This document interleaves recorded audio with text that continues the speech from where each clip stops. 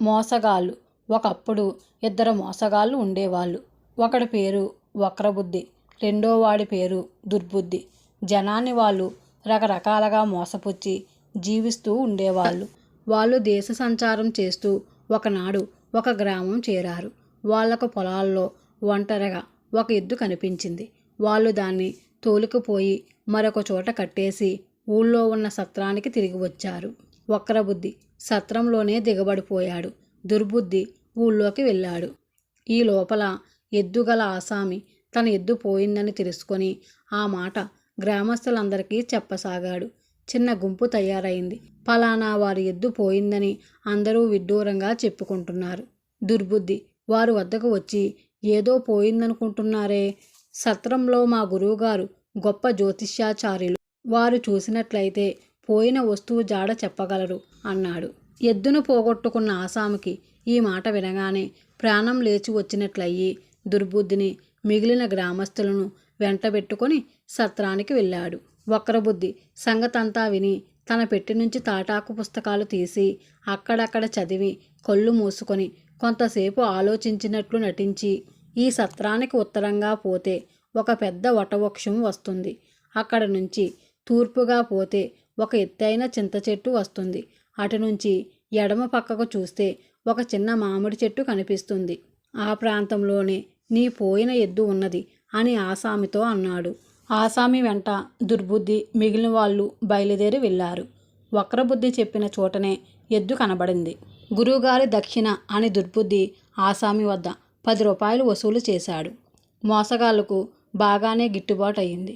వాళ్ళు ఆ గ్రామం విడిచి మరొక చోటికి ప్రయాణం అవుతుండగా గ్రామాధికారి వారి కోసం పరిగెత్తుకుంటూ వచ్చి, మీకోసమే వచ్చాను, మీరు ప్రయాణం కట్టినట్టున్నారు, ఇంకా నయం, కాస్త ఆలస్యం అయితే నా గతి ఏమయ్యేది అంటూ తాను వచ్చిన పని చెప్పాడు. ఆయన ఇంట ఉండే బంగారు పాందాన్ పోయింది. ఎవరో దాన్ని దొంగలించారు. అది చాలా ఖరీదైనది. దాన్ని జ్యోతిష్యాచార్యులు గారు గ్రామాధికారికి తిరిగి ఇప్పించాలి. వక్రబుద్ధి క్షణం పాటు దిమ్మిరపోయాడు. కానీ మోసంలో సిద్ధాస్తుడు కావడం చేత ఇది వర్జ్య సమయం, ఇప్పుడేమీ చూడడానికి లేదు, రేపు ఉదయం వచ్చినట్లయితే ఆ దొంగతనం విషయం ఆచూకీ తీస్తాం అన్నాడు. చిత్తం, అలా అయితే రేపు సూర్యోదయం వేళ మళ్ళీ తమ ధర్మనం చేసుకుంటాను అని గ్రామాధికారి వెళ్ళిపోయాడు. తర్వాత తోడు దొంగలిద్దరూ కూడబలుక్కున్నారు. మనం వెంటనే ఉడాయించడం మంచిది అన్నాడు దుర్బుద్ధి. రాత్రి మాటు మణిగాక బయలుదేరుదాం, ఇప్పుడైతే అందరూ చూస్తారు అన్నాడు వక్రబుద్ధి.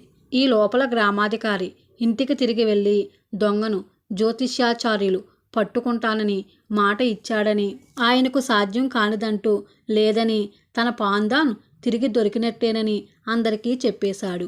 ఆయన పరివారంలో ప్రారబ్ధం అనేవాడొకడున్నాడు. బంగారు పాందాన్ దొంగలించింది వాడే. జ్యోతిష్యాచార్యుల సంగతి వినగానే వాడి గుండెల్లో రాయిపడింది.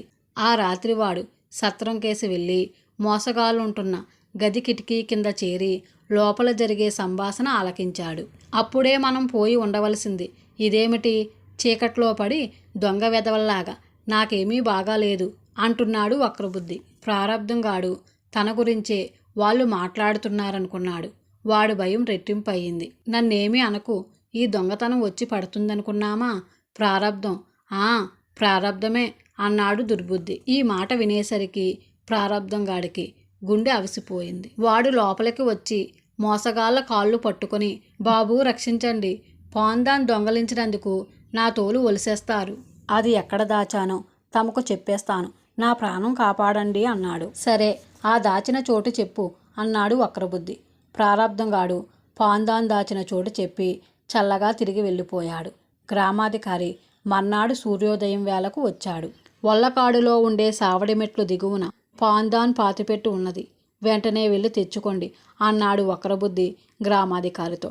గ్రామాధికారి వెళ్ళి వల్లకాడులోని సావడి మెట్ల కింద తవ్వి చూస్తే పాందాన్ దొరికింది. ఆయన పరమానందభరితుడై జ్యోతిష్యాచార్యులకు 100 రూపాయలు కానుకగా ఇవ్వడమే కాక ఆయనను ఆయన శిష్యుణ్ణి తన ఇంటికి భోజనానికి ఆహ్వానించాడు. మోసగాళ్ళు విందు కుడుస్తుండగా రాజుగారి మనసు వచ్చి గ్రామాధికారికి ఒక వార్త చెప్పాడు. అదేమిటంటే 3 రోజుల క్రితం రాజధాని తీరపరేవుకు 7 వర్తకపు ఓడలు వచ్చాయి. వాటి నిండా ఎంతో విలువైన వర్తకపు సొరుకు ఉన్నది. ఓడల గల వర్తకుడు రాజుగారితో ఒక పందెం వేశాడు. తానొక ఇనుప పెట్టె ఇస్తానని, అందులో ఏమున్నది వారం రోజుల లోపల రాజుగారు చెబితే తన ఓడలన్నీ రాజుగారికి ఇస్తానని, రాజుగారు చెప్పలేకపోతే రాజ్యం తనకివ్వవలసి ఉంటుందని ఆయన అన్నాడు.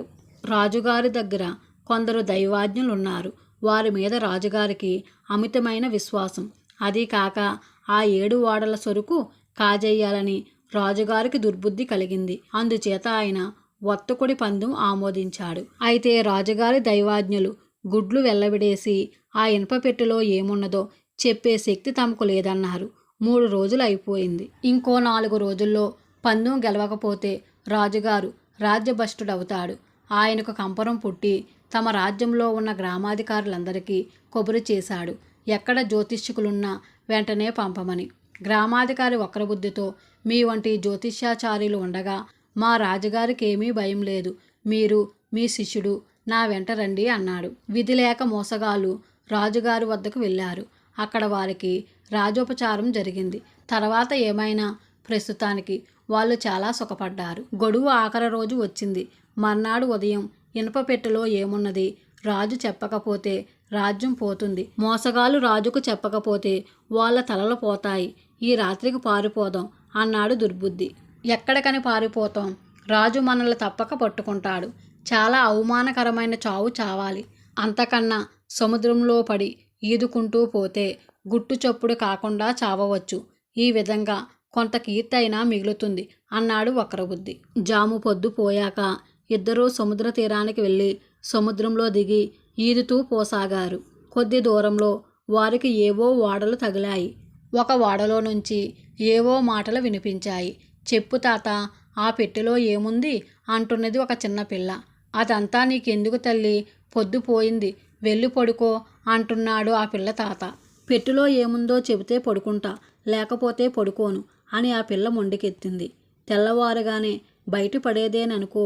ఆ పెట్టెలో ఏముందో తెలుసా? ఇనుప పెట్టెలో ఒక ఇత్తడి పెట్టె ఉన్నది. ఇత్తడి పెట్టెలో ఒక వెండి పెట్టె ఉన్నది. వెండి పెట్టెలో ఒక బంగారు పెట్టె ఉన్నది. ఆ బంగారు పెట్టెలో అత్తర సీసా ఉన్నది. చెప్పానుగా, ఇక వెళ్ళి పడుకో అన్నాడు ఆ పిల్ల తాత. అతను వర్తకుడి పెద్ద సరంగు. ఈ విషయం తెలియగానే మోసగాళ్ళు నిశ్శబ్దంగా ఈదుకుంటూ వెనక్కి తిరిగి వెళ్ళి తెల్లవారుతూనే రాజుగారికి ఇనుప పెట్టె రహస్యం చెప్పేశారు. వర్తకుడు తన ఓడలన్నీ రాజుగారికి అర్పించుకున్నాడు. రాజుగారు వక్రబుద్ధిని తన ఆస్థాన జ్యోతిష్కులకు పెద్దగా నియమించాడు. ఇది మోసగాళ్ళకు ఇష్టం లేదు. ఎందుకంటే ఎప్పటికైనా తన మోసం బయటపడి తీరుతుంది. అందుచేత వాళ్ళు మరొక కుతంత్రం పన్నారు.